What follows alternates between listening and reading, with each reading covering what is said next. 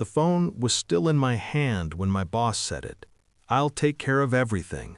Doctor bills, the delivery, a bigger apartment, time off work." His voice didn't shake. Mine didn't either. I was sitting in my car outside the clinic, engine off, watching my wife through the glass doors.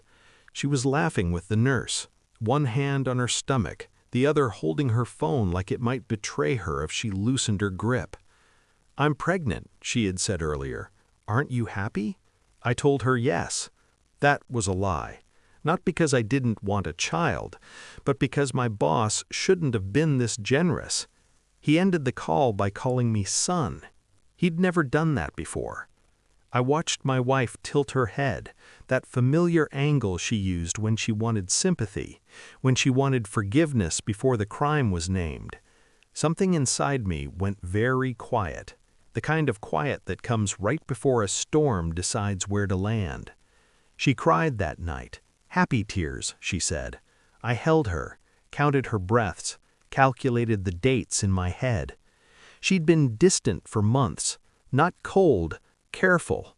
Her phone always face down, her perfume changed, her schedule flexible in a way mine never was. She said the baby was a surprise.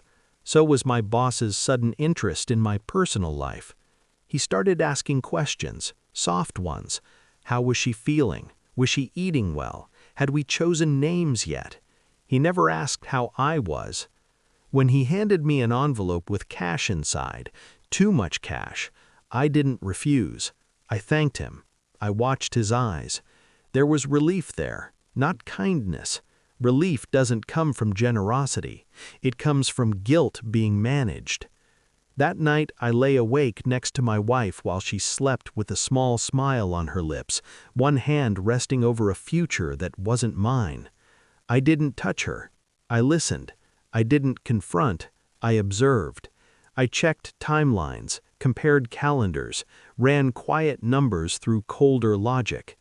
I took a DNA test under the excuse of peace of mind. She laughed, said I was paranoid, kissed my forehead like a mother soothing a child. I watched her messages when she left her phone unattended for 30 seconds too long. No names, just initials. B. My boss's name started with B. At work, he avoided eye contact now, overcompensated with favors, promotions discussed, futures promised. It was almost impressive how carefully he tried to buy silence I hadn't yet offered. The DNA results took 10 days. They arrived in a plain envelope. No drama, just truth, printed in black ink. Probability of paternity? 0%. I folded the paper neatly, put it in my pocket, finished my coffee. I gave it to my wife first, didn't raise my voice, didn't ask questions. I placed the paper on the table between us, like a receipt. She didn't read it at first. She already knew. When she did, her hands started shaking.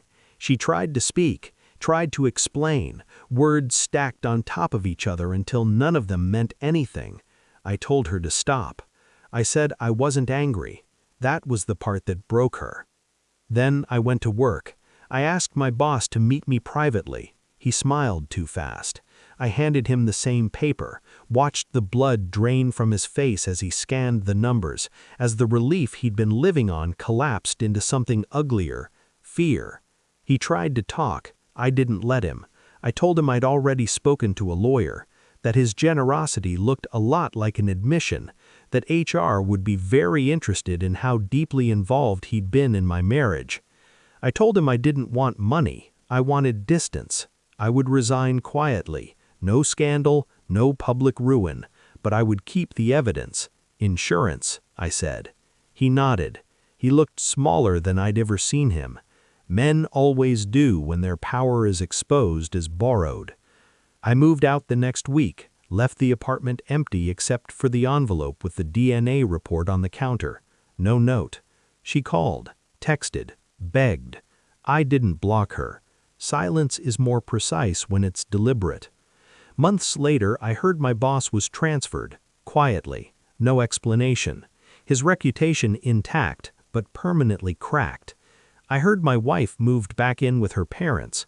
I didn't check. Some truths don't need witnesses. I learned something important through all of it. Happiness isn't loud. Revenge doesn't scream. Sometimes the most powerful thing you can do is walk away holding the truth while everyone else is left explaining it.